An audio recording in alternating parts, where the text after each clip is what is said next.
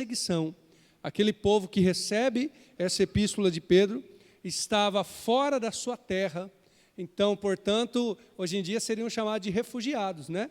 E aí o tema da carta aqui que estamos expondo, eu coloquei como repatriados, porque eles não apenas são refugiados, não estão apenas fora da terra, mas eles têm uma terra a qual pertencer, mesmo que estejam distantes do local onde nasceram, porque eles pertencem à pátria celestial. E nós vamos ler esse texto, como os irmãos sabem, nós estamos caminhando texto a texto, e este próximo texto fala sobre um tema que eu confesso, irmãos, a Bíblia vai nos moldando, né? Porque, naturalmente, se fosse escolher este tema, eu pensaria assim, não, já falei demais sobre ele, que é sobre o sofrimento. Porque o apóstolo Pedro repete isso algumas vezes. Temos que pensar que estamos no contexto de perseguição aqui. O povo, de fato, está sofrendo. Mas, certamente, a palavra de Deus fala conosco também e serve para nós também, né? Espero que não estejamos em franco sofrimento, mas, certamente, aquilo que Deus falar e falou por essa carta serve para nós também. Por que eu digo que é repetitivo? Porque esse é um tema que já apareceu e vai aparecer depois. O povo de Deus aqui estava nessa necessidade de ouvir o consolo, o sustento e a graça do Senhor no meio da fornalha, no meio da provação. Eu já começo lembrando isso, mesmo antes de lermos esse texto. Deus é socorro bem presente no meio de toda e qualquer aflição. Mas esse Deus que é sustento, esse Deus que é socorro, Ele também nos ensina algumas coisas. Chega a ser quase que engraçado, né? Não dá para dizer que o sofrimento é engraçado, mas chega a ser estranho de pensar que algo tão ruim como sofrer, porque sofrer não tem nada de bom, você não precisa gostar de sofrer, mas algo tão ruim pode se tornar em bênção, porque Deus reverte tudo em bênção, conforme a vontade dEle. Vamos ler o texto? Você acompanha comigo? Está em 1 Pedro 4, 12 até o 19. Diz o seguinte: Amados, não estranheis a ardente prova que vem sobre vós para vos tentar, como se coisa estranha vos acontecesse. Mas alegrai-vos no fato de serdes participantes das aflições de Cristo, para que também na revelação da sua glória vos regozijeis e alegreis. Se pelo nome de Cristo sois envergonhados, bem-aventurados sois, porque sobre vós repousa o Espírito da glória de Deus. Que nenhum de vós padeça como homicida ou ladrão, ou malfeitor, ou como que se intromete em negócios alheios. Mas, se sofre ou padece como cristão, não se envergonhe, antes glorifique a Deus nessa parte. Porque já é tempo que comece o julgamento pela casa de Deus. Se primeiro começa por nós, qual será o fim daqueles que são desobedientes ao Evangelho de Deus? E se o justo apenas se salva, onde aparecerá o ímpio e o pecador? Portanto, também os que padecem segundo a vontade de Deus, encomende-lhe a sua alma, como ao fiel Criador, fazendo o bem. Amém? Eu posso perguntar para você o que o sofrimento produz. Naturalmente, o sofrimento não produz nada. Nós não fomos criados e não devemos amar sofrer. Isso é um desejo deturpado. Talvez aí a psicologia, enfim, explique como algumas pessoas desejam sofrer por causa de algum tipo de doença psíquica, alguma patologia, porque sofrimento é negativo, tristeza, angústia, solidão, desespero, revolta, não é bom. Mas é interessante como a Bíblia trata esse tema, porque diante de Jesus, ou nas mãos do Senhor, até mesmo isso que não serve para nada, pode se tornar algo para a bênção. Essa é a grande questão do Evangelho. O Evangelho não diz assim, vai lá e aceite sofrer, pula no sofrimento, que aí você vai ser feliz. Não, não é isso. Mas, diante de todas as adversidades e as dificuldades que você passa, que eu passo, Deus pode reverter isso em bênção. Essa é a grande questão. Você percebe como o Evangelho é um pouco diferente daquilo que temos ouvido como teologia da prosperidade ou algo desse tipo, em que se diz, você nunca vai sofrer, nunca haverá nada de ruim na sua vida se você tiver fé. Não é verdade isso. Todos nós passaremos por dificuldades. Veja os apóstolos de Jesus, a igreja, o próprio Jesus, mas essas adversidades, elas não podem se comparar com a glória que há de ser revelada em nós. é esta leve e momentânea tribulação que produz para nós peso eterno de glória no Senhor. É essa dificuldade passageira, que ainda um pouco de tempo o Senhor virá e não tardará. Nela nós temos esperança, não no sofrimento, mas no meio do sofrimento. Essa é a perspectiva aqui. E aí, tem algumas coisas, eu anotei aqui nesse texto 3 coisas, 3 frutos, que são difíceis de entender, e que só o Espírito de Deus pode produzir na sua e na minha vida, no meio do sofrimento. Aliás, por causa do sofrimento. Sabe o quê? Diante de Deus, pelo Espírito de Deus, é o que Pedro está dizendo, tá? Você não brigue comigo.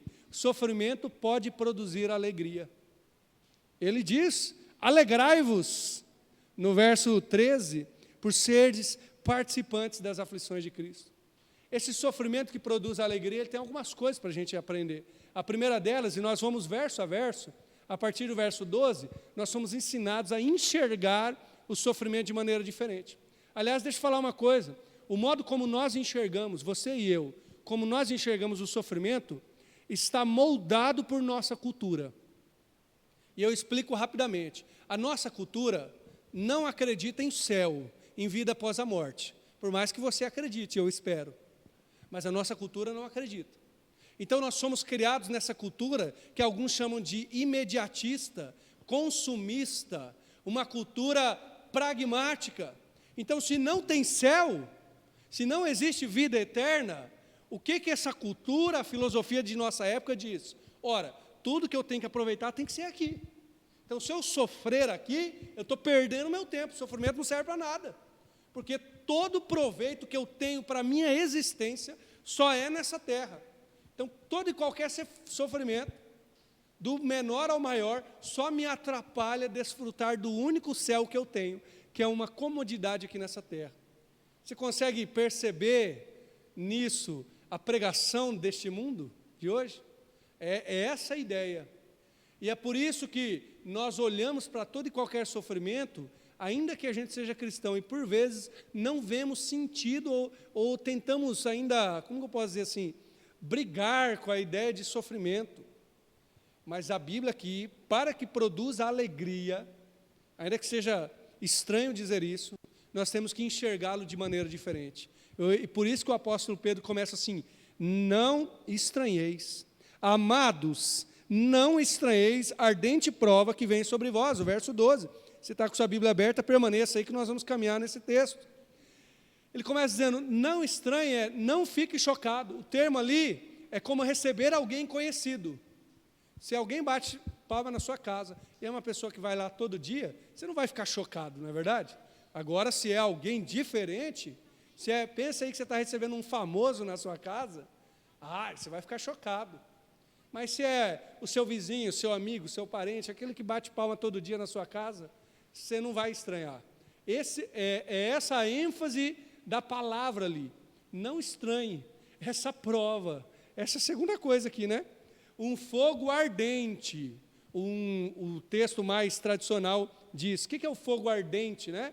Não é o fogo da glória de Deus, ou seja, já que o fogo do Espírito Santo não é, mas também não é um fogo ardente do inferno, tá?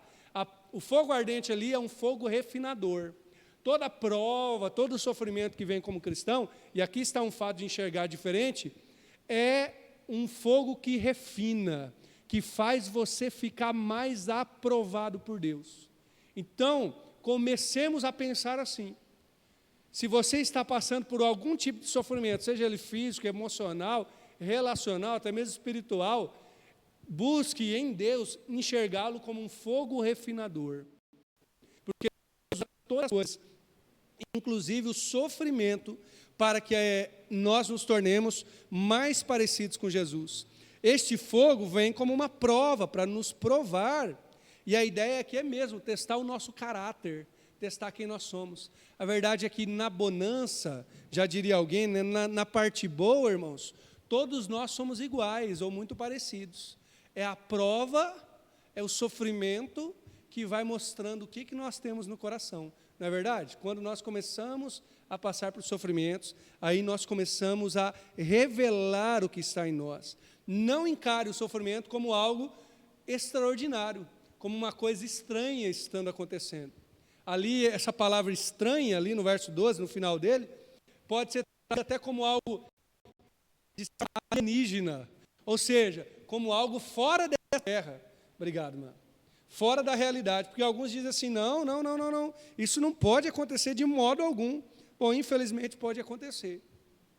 Eu não sou profeta da maldade ou do caos aqui, mas estamos olhando para a palavra de Deus e dizendo, o Senhor está nos ensinando a enxergar o sofrimento de uma maneira diferente. Como? Como um refinar de Deus para nós. O apóstolo Paulo, em 2 Coríntios, ele fala que a tristeza no mundo produz morte. Mas a tristeza, segundo Deus, produz arrependimento, do qual depois ninguém se entristece.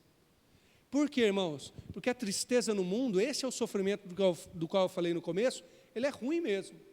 Não temos o que dizer, ai, que bom sofrer, não é bom.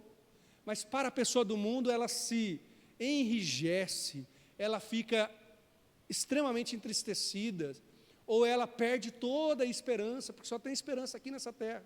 Mas o sofrimento para o cristão o torna mais parecido com Jesus. A segunda coisa, e agora, por que o sofrimento produz alegria? Talvez você esteja perguntando, eu ainda não entendi. Porque o sofrimento nos dá comunhão com Cristo. O verso 13 fala, alegrai-vos no fato de ser participantes das aflições de Cristo. E aqui temos que entender uma coisa. Você não vai passar por nenhuma aflição de salvação. Como assim? Não é o sofrimento que te salva. Algumas religiões possuem esse tipo de abordagem, né? Talvez você já tenha visto na televisão, em algum documentário, a pessoa pega um chicote e começa a bater nas costas, fazendo orações, né? Vários tipos de aflições que a pessoa infringe para si mesmo, com o intuito de ser salvo. A palavra de Deus nunca diz isso. Você não vai sofrer para ser salvo. Mas, como então eu sou participante das aflições de Cristo? O termo participante ali poderia ser traduzido por comunhão. Literalmente é o termo koinonia, que nós usamos só para coisa boa, né? Koinonia, assim, temos uma plena comunhão. Não, koinonia aqui é quando você sofre, você começa a ter uma comunhão profunda com Jesus. Mas não sou eu, é a palavra de Deus que está dizendo que tem coisas do Espírito de Deus, tem coisa de Jesus que você só aprende no sofrimento. Tem uma comunhão com Cristo que você só aprende quando você fica firme no meio da dificuldade. Aqui dá para se alegrar. Por quê? Por causa da dificuldade? De modo algum. Você não precisa falar, ai, que bom que eu estou passando por essa doença. Que felicidade que eu estou passando por essa dificuldade financeira. Nada disso. Mas que bom que no meio da doença eu estou descobrindo Deus de maneira mais profunda. Que bom que no meio da dificuldade financeira eu estou descobrindo um Deus que me sustenta. Que bom que no meio da mentira, não da que eu faço, né, da que eu ouço dos outros. Que bom quando eu sou acusado injustamente, eu estou descobrindo um pouco do que aconteceu com Jesus, que foi sim, esse de fato acusado injustamente. Essa é a ideia de koinonia aqui. Isso que deve nos causar alegria, mas só causa alegria naquele que deseja ser mais parecido com Jesus. Convenhamos, às vezes nós estamos na igreja, mas nós somos um pouco mundanos. A gente fala assim, eu estou aqui porque eu quero bênção, eu quero comodidade, eu quero felicidade, eu quero tranquilidade conforme este mundo. Não, a alegria, até mesmo a alegria do cristão é remodelada. A alegria no mundo é o seguinte, a hora que você tiver muito dinheiro, você vai ser alegre. A hora que você não tiver mais nenhuma doença, a hora que todos os boletos estiverem pagos, não sei se um dia chegaremos lá, mas talvez, aí sim você vai ser feliz. Não, a alegria de Jesus é o seguinte, quando você perceber que você está se aproximando dele, que o seu caráter está mais parecido com o dele, que a sua comunhão com ele está mais profunda, que a sua vida de oração está mais intensa, que você está mais santificado, aí você se alegra de verdade. Irmãos, essa alegria ninguém pode tirar, ninguém pode tirar. Nós temos relatos da igreja primitiva e de outros cristãos na história que foram mortos por amor a Jesus, e enquanto morriam cantavam. Há um relato aqui um pouco grave, né, e estranho. Os cristãos em Roma começaram a ser pendurados em postes e eram queimados vivos. E isso pelo Império Romano, que detestava o cristianismo em vários momentos, né? E aqueles cristãos começaram a cantar enquanto morriam queimados. E aí isso incomodou tanto o Império Romano e outros, que eles antes tiravam a língua dos cristãos para que eles não cantassem enquanto eram queimados. É terrível esse relato, mas se os nossos irmãos passaram, nós podemos pelo menos ouvir. Que alegria absurda é essa? Que alegria estranha é essa? A alegria de estou partindo igual Jesus. Eu não sou digno de sofrer por Ele, mas a minha alegria é porque eu estou sendo mais parecido com Jesus. O sofrimento produz alegria, então por quê? Porque enquanto padecemos, participamos, né? Comungamos. Enquanto padecemos, temos uma grande esperança, participaremos ainda mais da glória de Jesus. É isso que diz aqui, para que também na revelação da sua glória vocês se alegrem e se regozijem. Todo o nosso sofrimento tem sentido se nós levamos ele para Jesus. Toda a nossa dor começa a ter sentido se nós dizemos, Senhor, essa dor vai me aproximar do Senhor. E eu sei que certamente muitos aqui já passaram madrugadas orando porque não conseguiram dormir. Talvez por alguma dor, talvez por algum problema familiar, talvez por algum problema pessoal. Eu já passei algumas vezes, poucas vezes, né? À noite, de perder o sono, de ir dormir depois, né? E aflito, orando. Se você me perguntar, você quer passar de novo? Claro que não. Mas eu olho para trás e louvo a Deus. Porque naqueles momentos eu me aprofundei no conhecer e no estar mais próximo do Senhor. É isso que produz alegria. Você conhecer um pouco mais de Jesus. A segunda coisa que o sofrimento produz, a partir do verso 14, é que ele produz glória. Essa é a questão. Ele produz glória. E aqui, por glória, não é você ser glorificado. Ou seja, não é o fato de você começar a ser aplaudido pelos outros. Temos que entender o que é isso. Nem exaltado, nem o seu nome elevado acima dos outros, porque só há um nome que é elevado, que é o nome de Jesus. Mas existe algo do que chamamos presença de Deus. Existe algo perceptível da habitação de Jesus, que chamamos de glória. Essa é a questão. Por quê, irmãos? Tentemos entender um pouco rapidamente. Quando você se converte, eu tenho plena convicção que o Espírito de Deus habita no seu coração. E que você agora tem o que chamamos de natureza de Cristo Jesus. A natureza de Jesus está em você, o Espírito de Cristo repousa sobre você certamente. Mas a percepção da glória de Deus, a percepção da grandeza de Deus, da sua soberania, da dependência que eu e você temos dele, isso parece que vai gradualmente crescendo em nós. A isso chamamos de glória. O texto aqui diz que o Espírito da glória repousa sobre vocês, ou seja, os que sofrem em Jesus. Mas quando esse sofrimento produz glória? Bom, tome aí na sua memória como que você passou pelos últimos sofrimentos. Foi murmurando? Por qual motivo você sofreu, aliás? Foi culpa sua? Esse sofrimento, a primeira coisa, ele produz glória quando é pelo nome de Jesus. Olha o verso 14. Se pelo nome de Jesus vocês são envergonhados, então vocês são bem-aventurados, porque aí o Espírito da glória repousa sobre vocês. Há uma diferença aqui interessante sobre alegria e glória. Alegria é quando você entende que você está se tornando mais parecido com Jesus. Não é automático, mas é um aprendizado. E aí quando você aprende, você fala, opa, eu estou sofrendo, mas eu vou ficar mais parecido com Jesus. E aí você se alegra no sentido de satisfazer a sua alma em Jesus.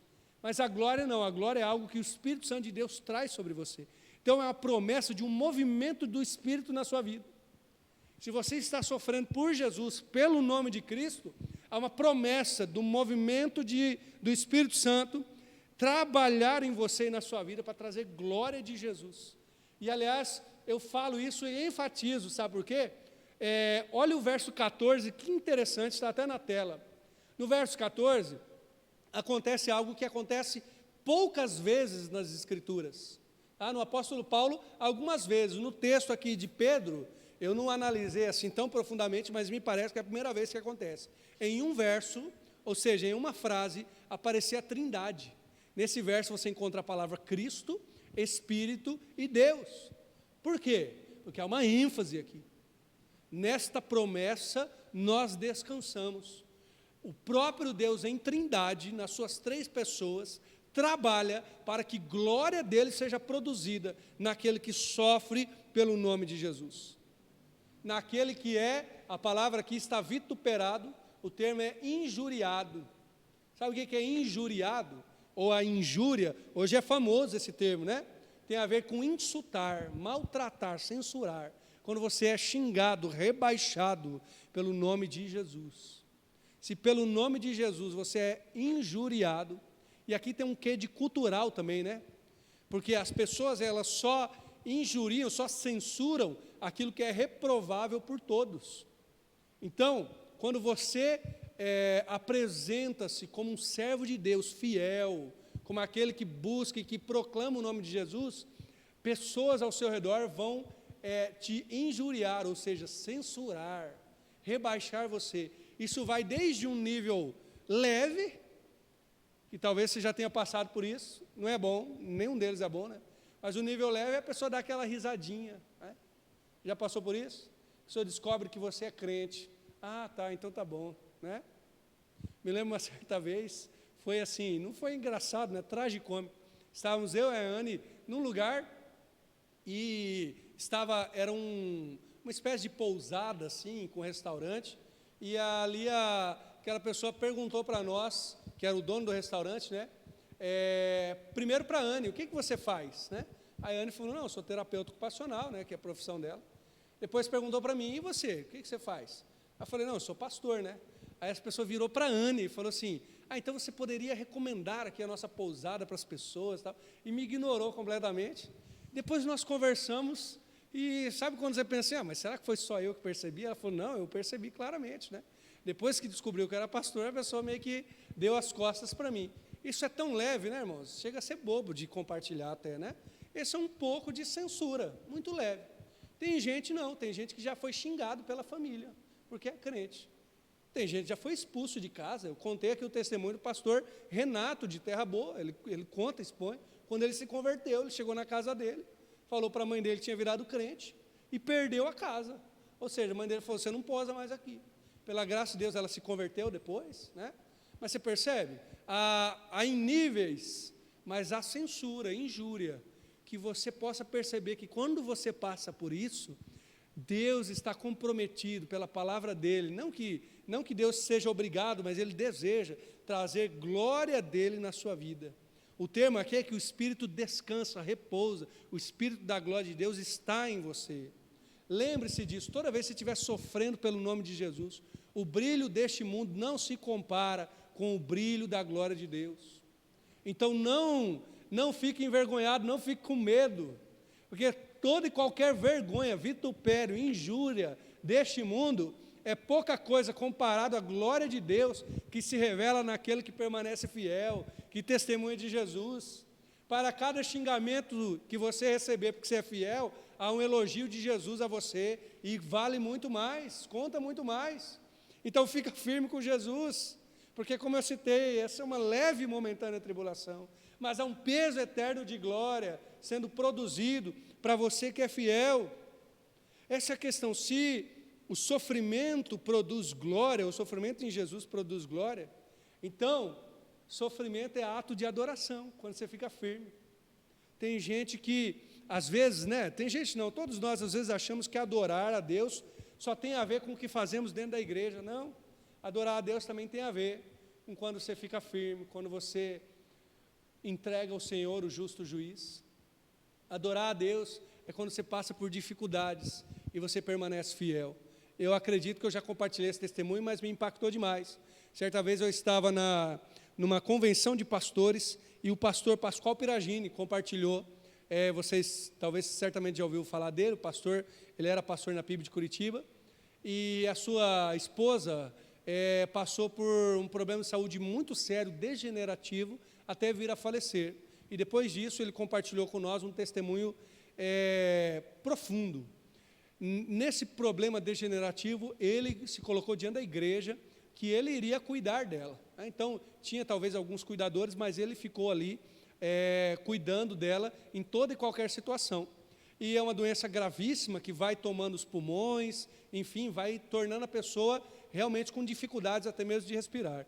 Então ele disse que chegou uma noite, uma madrugada, que ela não dormia, muita dor, e ele em pé, ele já é um senhor, tinha que ficar virando ela, Então virava, de repente, ficava difícil de respirar, virava de outro lado, ficava difícil de respirar, e assim a noite inteira. Talvez você já cuidou de alguém acamado, imagine só o sofrimento. Ele disse que no final do dia, ou no final da madrugada, aliás, ele estava tão cansado, tão exausto, que ele se sentou ali, imagina o sofrimento, né? E disse: Deus, eu não consigo nem orar. Aquela história, não consigo nem juntar os pensamentos para orar. E Deus falou para ele assim: então me oferece o seu silêncio. E ele ficou em silêncio diante de Deus, como um ato de adoração. Irmãos, aquilo me impactou demais. Porque tem vezes que a gente não consegue fazer uma oração rebuscada, bonita, daquela que você faz na igreja. Tem hora que você não consegue nem orar. Deus pode guiar você e dizer: me oferece seu silêncio. Ou qualquer outra coisa que o Espírito Santo de Deus tocar no seu coração.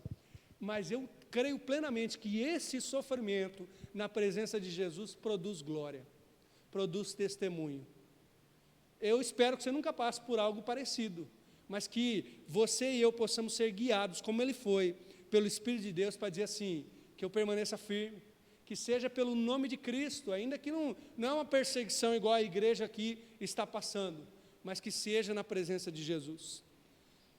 O apóstolo Pedro, ele tem também uma exortação para fazer para nós, que é muito importante. É como se ele abrisse um parênteses e dissesse: agora deixa eu falar uma coisa que eu não posso me esquecer. O sofrimento que produz glória, ele nunca é por causa do pecado. Aí nós lemos o verso 15: que nenhum de vós sofra ou padeça como homicida, ladrão, malfeitor, ou como quem se intromete por negócios alheios. E eu quero te mostrar uma coisa nesse texto, está até na tela. Ele tem uma escalada, né, de coisas ruins, desde o homicida, aí o ladrão, o malfeitor é aquele que faz maldade para os outros, e por final, que parece algo tão pequeno, quem se intromete em negócios alheios. O que ele está querendo dizer aqui? Que eu e você não venhamos a padecer por causa de coisas que nós fizemos. E talvez, irmãos, essa é a exortação de Pedro, talvez nós pensemos assim: mas cadê a alegria do sofrimento? Cadê a glória do sofrimento? Cadê a presença de Jesus, essa ideia da glória, no meio do sofrimento? Às vezes nós estamos sofrendo por coisas que nós fizemos. Quantas vezes eu, e talvez você também, nos vemos dando desculpas, dizendo assim: mas estão fazendo tal coisa comigo, mas falaram isso de mim. Aí de repente a gente pensa: mas eu falei primeiro. Mas eu fiz também. Que nenhum de nós venhamos a sofrer desta maneira. Por quê? Porque aqui não tem glória neste tipo de sofrimento. Aqui não tem alegria, não tem graça. Tem uma coisa, se nós padecemos por algo assim: arrependimento. E é importante esta palavra, essa exortação de Pedro, porque nós estamos vivendo numa época em que cada vez mais a gente é induzido a fazer coisas que causam sofrimento para os outros e para nós. Às vezes um malfeitor é uma palavra antiga, estranha, né? Mas causar mal aos outros. Às vezes nós sofremos, irmão, porque nós somos linguarudos, porque a gente fala dos outros. Isso é uma maldade, porque a gente faz fofoca, não é verdade? Às vezes nós sofremos porque nós nos intrometemos em brigas que não são nossas. Eu estava falando aqui na quinta-feira, lembrando, né?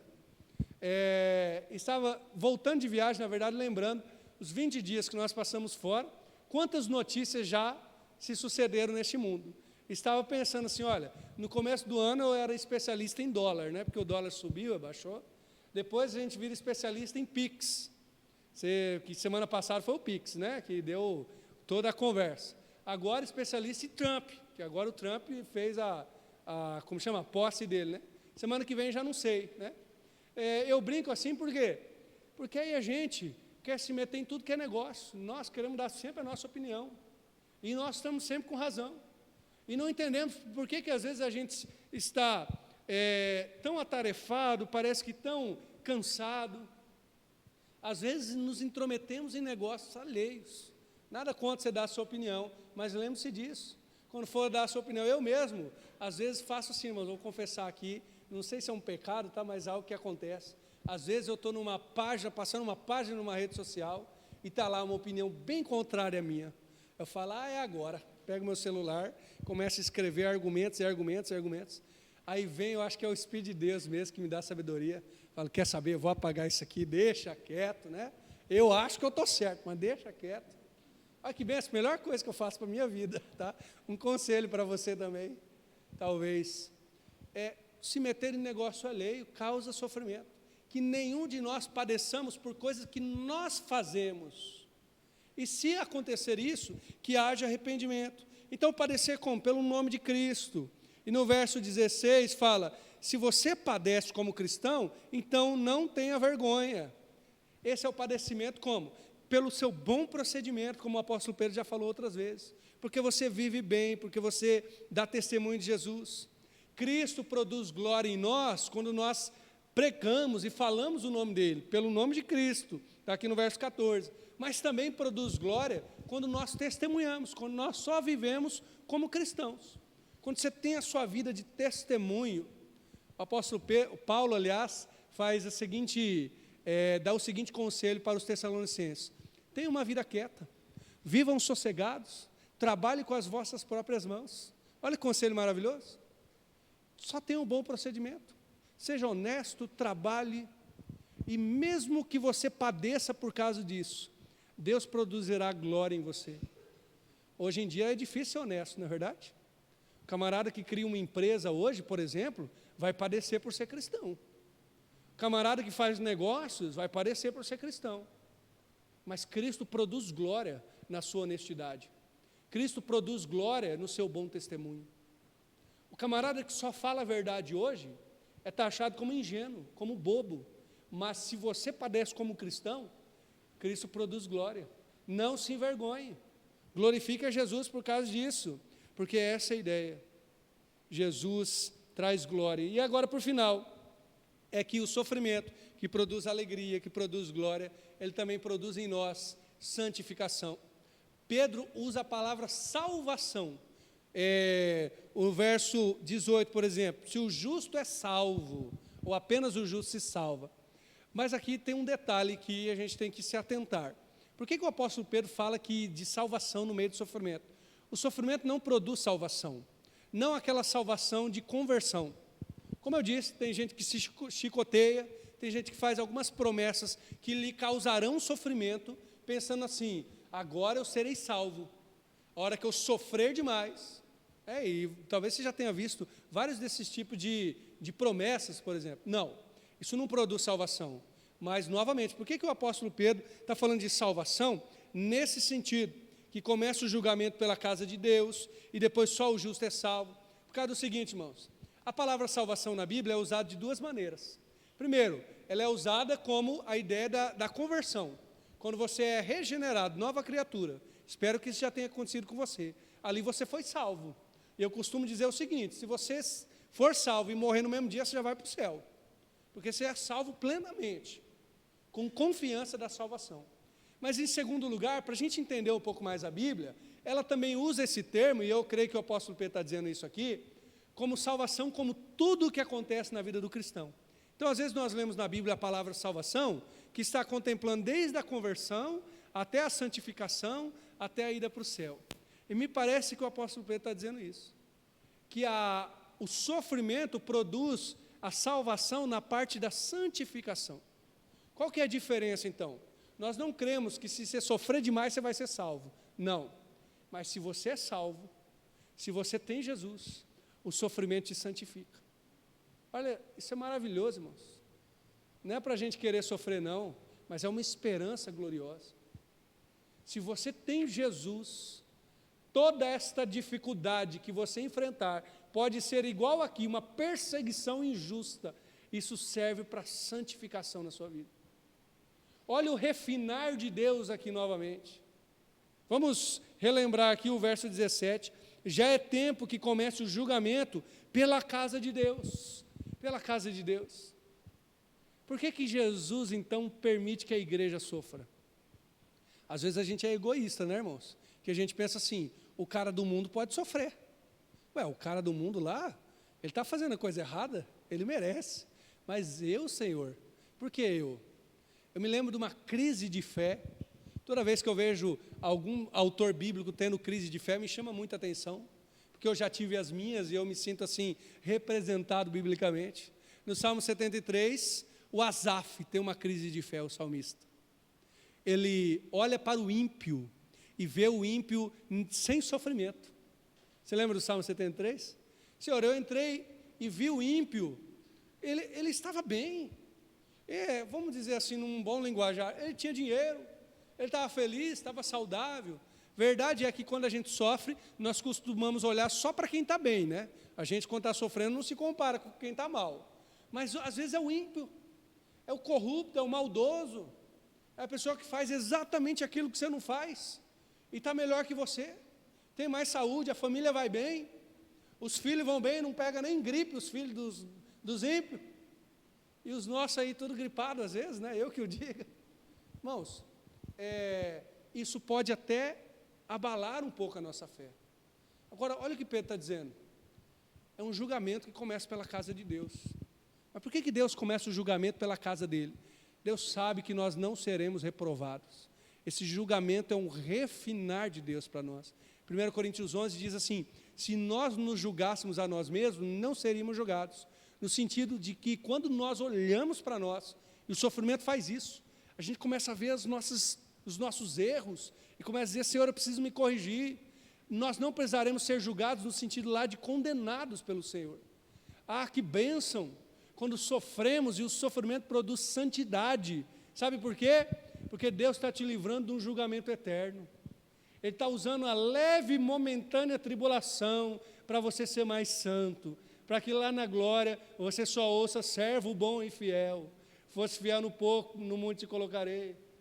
O sofrimento serve para produzir santidade naquele que ama Jesus. Essa é a ideia. E além da santidade no sentido pessoal, essa santidade brilha para os outros. Por quê? Porque há um temor de Deus no ímpio. Ele vai olhar para você que serve Jesus, que é fiel, que busca a Deus, e ver você sofrendo e firme com Deus ainda. E ele pode completar esse versículo: então, qual será o meu fim, já que eu desobedeço a Deus? Se isso está acontecendo com o meu vizinho, com o meu parente que serve a Deus, imagina o que vai acontecer comigo. Às vezes tem algumas pessoas que às vezes acontece isso, né? Eu tenho amigos que às vezes olham para um cristão, para um crente, e falam assim: olha, se esse não for para o céu, ninguém mais vai. Espero que um dia falem isso sobre mim, não no sentido de merecer o céu, mas de testemunho. Mas essa é a ideia: quando você sofre e padece por Jesus, isso gera santidade em você, a ponto de gerar um testemunho para aquele que é desobediente e infiel. Esse sofrimento é um juízo que depois nos livra, e ele também é uma prova da nossa fé, uma prova para nós. A questão não é passar ou não pela crise, passar ou não pelo sofrimento, mas a questão é como nós vamos sair desse sofrimento, como que nós vamos sair dele. Irmãos, a minha oração a Deus é que toda e qualquer dificuldade que eu passe, que eu saia dali mais parecido com Jesus. E honestamente, obviamente já me aconteceu o contrário. No meio do sofrimento eu murmurar, eu falar palavras para Deus que são pesadas, falar: Senhor, não serve não, então te servir. Depois fica tão pesado no coração, eu falo: Senhor, por que eu falei isso? Eu espero que no sofrimento seja produzido santidade no meu coração, mas também no seu. E agora vem vamos dizer, a cereja do bolo, para finalizar o texto, e nós irmos caminhando para o final da mensagem. No verso 18 fala: os que padecem segundo a vontade de Deus, encomende-lhe também a sua alma.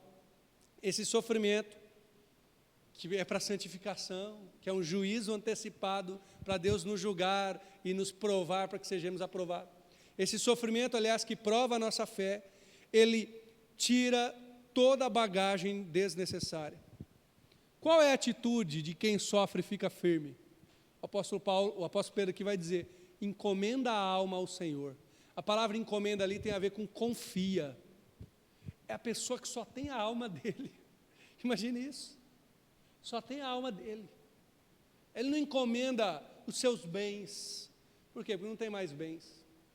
Ele não encomenda, sei lá, os seus projetos pessoais, a sua grandeza, porque não tem mais isso. O que restou nele? Restou ele, a alma. Então o que ele faz? Ele encomenda. E novamente o termo encomendar ali é confia. Ele entrega para Deus. Entrega para Deus. Irmãos, existe uma bênção nesse sofrimento que santifica, que é o seguinte: você começa a ver que tantas coisas são desnecessárias, tantas coisas você não precisava, tantas coisas, bagagem que só está te levando a sofrer, ficar ansioso, que você não precisa disso. Você pega e encomenda a sua alma para Jesus. Você fala: Senhor, eu acho que só restou eu e a minha alma, para não dizer só eu mesmo, porque a minha alma sou eu, mas ela é tua, ela pertence ao Senhor. Quanta bagagem desnecessária nós levamos, irmãos, e sofremos por causa disso, porque Deus nos tira, ou permite que seja tirado de nós, um projeto pessoal, uma glória deste mundo, algo que talvez só aumentaria o nosso ego. Não. Esse sofrimento refinado aqui, ou que refina o cristão, é aquele que não tem mais nada e diz: Senhor, eu não tenho nada, mas esse nada é teu. Tenho nada, mas isso tudo lhe pertence. Não é grande coisa não, mas estou te dando. Pastor Ricardo Amorim, gosto muito dele, ele é da Igreja Batista Farol, lá em Alagoas, veio pregar uma vez para os pastores também. Ele disse certa vez a seguinte frase: toda vez que eu disse, é a citação dele, tá? Toda vez que eu disse, Senhor, tudo menos isso, Deus me fez passar pelo menos isso, para que eu soubesse que Ele é tudo que eu preciso. Bom, eu oro para que Deus não me responda minhas orações de tudo menos isso assim. Ele já aprendeu, eu aprendo com Ele. Toda vez que Ele fala: Senhor, tudo menos isso, então você vai passar por isso que você está pensando, para que você perceba que sou eu que sustento você. No sofrimento, quando você tiver só a sua alma, você está falando: é só eu e Deus. Então entrega o eu para Deus, e você vai ver como isso produz santidade, como isso produz glória de Jesus, como isso produz alegria. Irmãos, essa é uma esperança maravilhosa, sabe por quê? Porque assim, provavelmente não vai chegar, tá? Mas se chegar um dia você não tiver mais nada, você ainda tem Deus e é suficiente. Chegar um dia você não tiver mais nada, você ainda tem a esperança de Jesus, e isso dá mais alegria do que o homem mais rico desse mundo. Olha que coisa maravilhosa. Confia em Deus então, entrega o teu caminho ao Senhor, diz o Salmo, né? Confia nele, e o mais Ele tudo fará. Esse é o Senhor que nós queremos. Para finalizar, o que o sofrimento produz no cristão? Porque eu dei uma breve introduzida dizendo o que o sofrimento produz neste mundo. Sofrimento é angústia, é dor, é tristeza, não tem sentido mesmo. Mas no cristão, ele produz alegria, glória e santidade. Mas tem uma questão aqui. O texto está recheado, está costurado de Cristo. Então lembre-se disso. É o sofrimento em Cristo que produz alegria. Aprendi a contentar-me com o que tenho, diz o apóstolo Paulo. Sei estar abatido, sei também ter abundância. Em todas as coisas, todas as circunstâncias, né? Aprendi tanto a padecer, ter fome, como também ter sustento e abundância. Por quê? Porque eu posso todas as coisas naquele que me fortalece. Ele aprendeu em Cristo se alegrar. Sofrimento em Cristo produz glória. Quando você está sofrendo, mas você diz: Senhor, eu quero mais da Tua presença. Algumas vezes, tá, irmãos? Eu falei mal de mim, eu vou falar um pouco de bem. Algumas vezes acontece isso comigo, quando eu estou sofrendo, seja um sofrimento físico, ou uma angústia, ou uma ansiedade, eu lembro, eu falo assim: eu vou usar isso aqui para eu orar mais. Eu vou buscar mais a Deus então. Ah, como produz glória, porque o sofrimento em Cristo produz glória. E por final, em Cristo, ele produz santidade. Porque nada, irmãos, pode nos retirar do amor de Deus que está em Cristo Jesus. Eu tenho que citar Paulo de novo, novamente, lá em Romanos 8, ele dá uma lista. Estou certo que nem a morte, nem a vida, nem anjos, nem principados, nem potestades, nem o presente, nem o porvir, nem altura, nem profundidade, poderá nos afastar do amor de Deus que está em Cristo Jesus. Esta é a nossa glória, esta é a nossa alegria, esta é a nossa vitória. E eu quero orar com você. Primeiramente, quero desafiar, se você está passando por alguma dificuldade. Eu vou orar sim, clamando ao Senhor, para que essa dificuldade seja minorada, que ela passe. Que o Senhor tenha misericórdia da sua vida. Mas quero orar ainda mais profundamente, que essa adversidade seja usada por Deus para produzir Cristo no seu coração. Porque se isso acontecer, haverá mais alegria, glória e santidade. E assim será melhor para você. Vamos orar? O grupo de louvor pode vir à frente, depois já estaremos louvando o Senhor. Obrigado, Jesus, por esse tempo. Obrigado, Senhor, porque mesmo algo que nunca poderíamos imaginar, nunca, que é o sofrer, o Senhor usa para a sua glória. Senhor, algo que não faz parte do projeto da criação, porque o Senhor não criou Adão e Eva com sofrimentos, com dores, foi por causa do pecado, mas até mesmo nesta consequência do pecado, o Senhor trabalha. O Senhor é soberano mesmo, hein? O Senhor é gracioso, portanto nos ajude, Senhor. Primeiramente eu clamo para todo e qualquer aqui que está passando por sofrimento, aquele que está com uma dificuldade física, aquele que está doente, que tem padecido, porque está difícil andar, porque está difícil às vezes respirar, aquele que tem padecido, porque está difícil ter uma vida comum, talvez dirigir, talvez andar pela cidade. Deus, tem misericórdia, nós cremos e clamamos pela Tua cura, que o Teu Santo Espírito traga cura física, para aqueles também ao qual oramos aqui, que estão nos hospitais. Senhor, traz cura física, Senhor, levanta da cama, Senhor. Nós cremos que o Senhor pode curar sim, o Senhor é gracioso, o Senhor é bom, em nome de Jesus. Mas também oramos, Senhor, para que no meio desta adversidade, nós fiquemos olhando firmemente para Jesus, autor e consumador da nossa fé. Cremos que assim será produzida alegria em nós.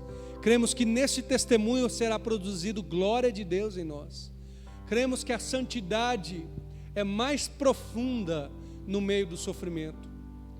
Senhor, que nós temos um compromisso com os nossos olhos, com os nossos lábios, com as nossas mãos, com a nossa mente, com o nosso coração, de mesmo que não tivermos nada, entregar isso tudo ao Senhor, encomendar-lhe a alma, sabendo que mesmo o sofrimento, a dor, a adversidade, a tristeza, a angústia, podem ainda ser usados pelo Teu Santo Espírito para nos aproximar de Ti.